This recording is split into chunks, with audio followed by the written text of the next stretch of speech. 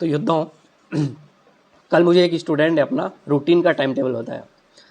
उसने बताया कि सुबह उठ के सबसे पहले क्रेजी जी के ट्रिक से करंट अफेयर देखती हैं, आधा घंटा उसमें लगाते हैं, कुछ इंपॉर्टेंट पॉइंट होते हैं तो उसको नोट डाउन करते हैं। उसके बाद वो हिंदी के रात को जो टॉपिक मिला होता है हिंदी का, उसको पढ़ते हैं, तो उसमें उनको लगभग 1.5 से 2 घंटा लग जाता है। हिंदी के वो टॉपिक पढ़ने के बाद जब हमारा वीडियो आता है तब वो हमारे साथ हिंदी के टेस्ट भी लगाते हैं और कॉपी में हमारे सारे जो मैं पूछता हूँ उसको लिख के चेक भी करते हैं। इन सारे प्रोसेस को वो करते हैं तो लगभग उसमें 1 घंटा उसमें जाता है। उसके बाद हमारे जो छत्तीसगढ़ के टॉपिक दिए होते हैं वो अपने बुक, अपने नोट्स जो भी हैं वो उसको निकालते हैं और उसके बाद पढ़ते हैं। तो इस तरीके से उसके बाद वो छत्तीसगढ़ के टॉपिक पढ़ते हैं। उसके बाद दोपहर को वो क्या करते हैं, जब खाने के बाद नींद आने वाली सिचुएशन होती है उस टाइम वो या तो एडिटोरियल एनालिसिस सुनते हैं या फिर मैथ्स की प्रैक्टिस करते हैं। तो ये उनके दोपहर का शेड्यूल होता है। उसके बाद शाम को दोपहर होने के बाद वो इंडिया वाला जो पोर्शन दिया होता है उसको करने की कोशिश करते हैं और शाम को 4 बजे से 6 बजे तक या फिर 6 बजे से 8 बजे तक 2 घंटा रिजर्व रखते हैं अपने पिछले पोर्शन को रिवाइज़ करने के लिए। वो पहले पढ़ रहे थे उसको याद करने की कोशिश करते थे वो 2 घंटे में, लेकिन मैंने उनको बोला कि आप याद मत करो, अब आप उसको सिर्फ एक बार पढ़ो। उस 2 घंटे में वो पिछला जो टॉपिक है उनको सिर्फ पढ़ देते हैं, याद करने की कोशिश नहीं करते, सिर्फ पढ़ लेते हैं। तो हर दिन उस 2 घंटे में वो क्या करते हैं, उसी चीज़ को बार बार पढ़ने की कोशिश करते हैं, बार बार पढ़ते हैं उसी दिन 2 घंटे में। तो अब देखो उनको धीरे धीरे वो चीज़ें याद होनी शुरू हो जाती हैं।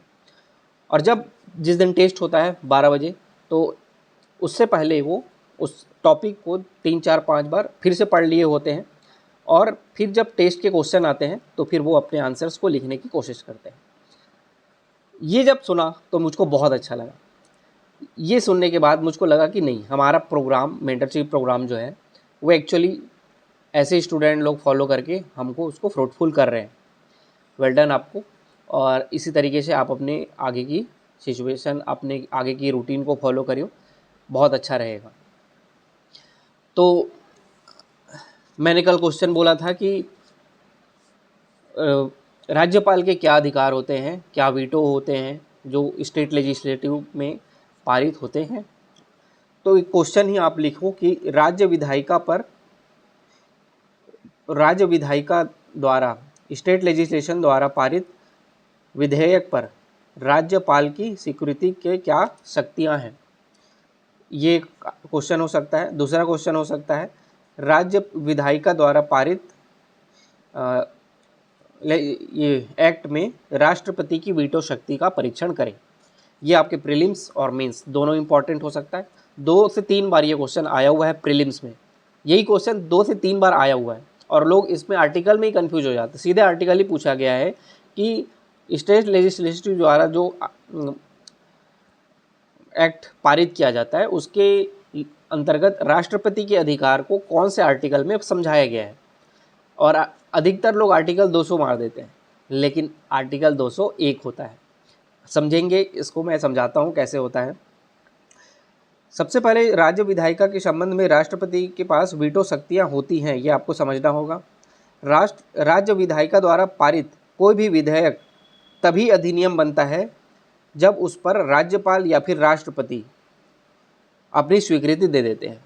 सेंटर में अगर कोई संसद कोई विधेयक पारित करता है तो राष्ट्रपति उस पर कोई विधेयक पारित सहमति देते हैं, साइन करते हैं, तब वो अधिनियम बन जाता है, एक्ट बन जाता है।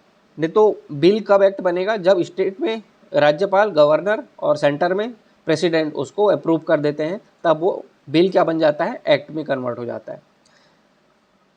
तो अब पहला क्वेश्चन जो है उसका आंसर में बनेगा कि जब कोई विधेयक राज्य विधायिका द्वारा पारित कर राज्यपाल के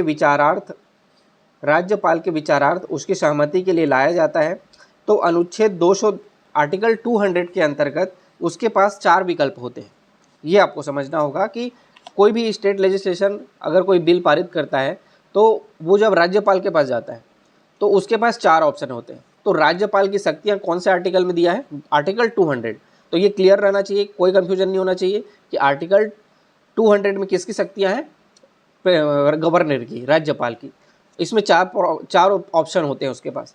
फर्स्ट ऑप्शन होता है या तो जो विधेयक आया है उस पर अपनी स्वीकृति दे देता है, उस पर स्वीकृति दे देता है। दूसरा है वह विधेयक पर अपनी स्वीकृति सुरक्षित रख सकता है, वीटो कर लेता है, पॉकेट वीटो कर लेता है। एक तो स्वीकृति देता है, दूसरा सुरक्षित रख लेता है, और तीसरा क्या कर सकता है, वह विधेयक यदि वो धन विधेयक नहीं, धन विधेयक का रूल क्या होता है, धन विधेयक या फिर मनी बिल जब इंट्रोड्यूस किया जाता है तो सबसे पहले वहाँ के स्टेट हेड, जैसे स्टेट में गवर्नर और सेंटर में राष्ट्रपति, उनकी अनुमति ली जाती है कि हम लोग धन विधेयक ला रहे हैं, और वो अनुमति देते हैं। उसके बाद धन विधेयक प्रस्तुत किया जाता है।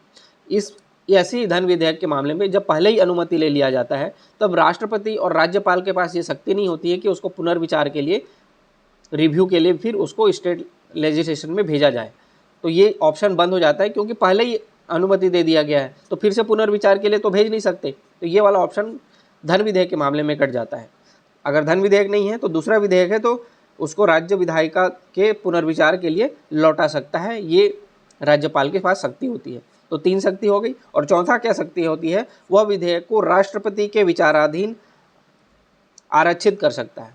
वह कोई भी विधेयक जैसे आता है, जैसे अभी केरल में बहुत इशू चल रहा था, कल का एडिटोरियल एनालिसिस में आप सुने भी होंगे कि केरल के बहुत सारे बिल को वहाँ के जो गवर्नर है आरिफ मोहम्मद खान और मुख्यमंत्री के क्लैश हो रहा था पिनरई विजयन के कारण, कि वो बहुत सारे बिल को अपने पास सुरक्षित रख लेते थे या फिर उसको प्रेसिडेंट के पास भेज देते थे।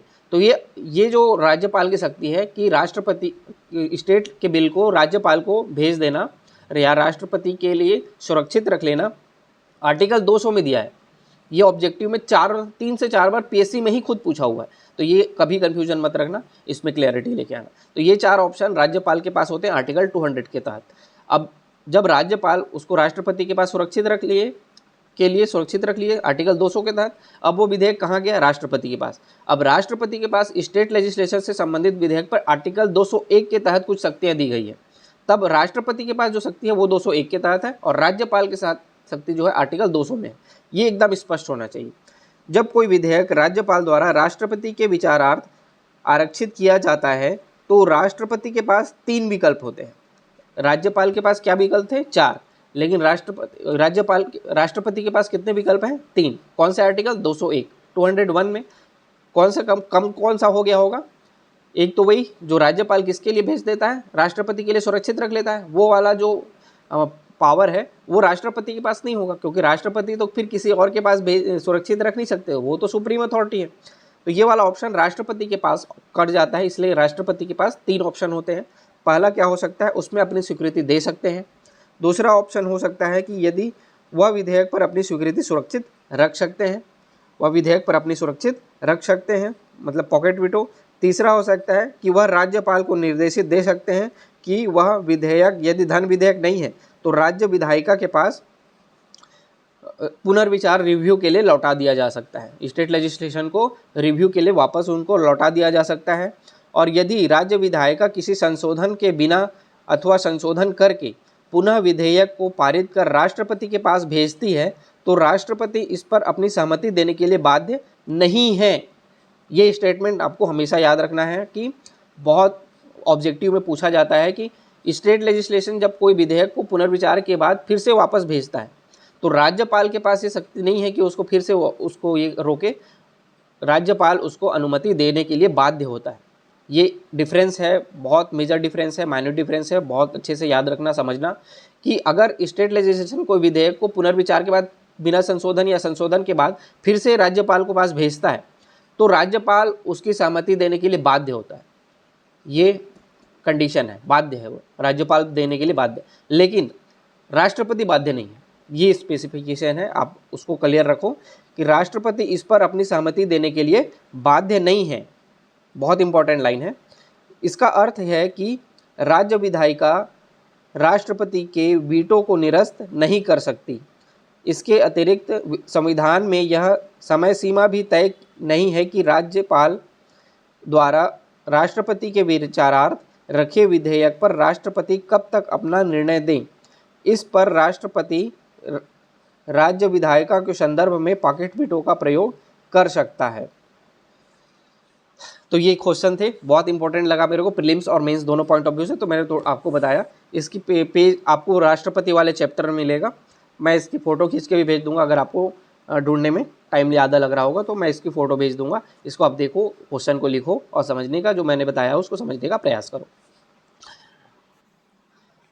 तो हिंदी वाला जो टॉपिक है उसमें मुहावरा कल हम लोग 6 पेज तक रुके थे। 6 पेज तक मैंने आपके क्वेश्चन भी पूछा है, 6 पेज तक आपके तैयार हो गए होंगे। मैं ये उम्मीद नहीं करता कि आप उसको रट भी चुके होंगे, भी याद नहीं होगा, जितना याद हुआ होगा करने की कोशिश किए हैं, वेल डन है आपको। 2 पेज आज और बढ़ाएंगे, 8 पेज तक आप उसको लेके जाइए। शब्द शुद्धि में 4 पेज तक, 2 पेज तक हमने क्वेश्चन पूछा है, 4 पेज तक आज अब मैं कुछ फिर से क्वेश्चन पूछूंगा, और आज इसमें 2 पेज और बढ़ाइए तो 6 पेज तक आपको जाना है इसमें। तो शब्द शुद्धि में पहला क्वेश्चन आप लिखोगे उपन्यासिक, उपन्यासिक, उरीड़, उषा, ऊर्जा, ऋतु, ऐतरेय, औद्योगिकीकरण, औद्योगिकीकरण,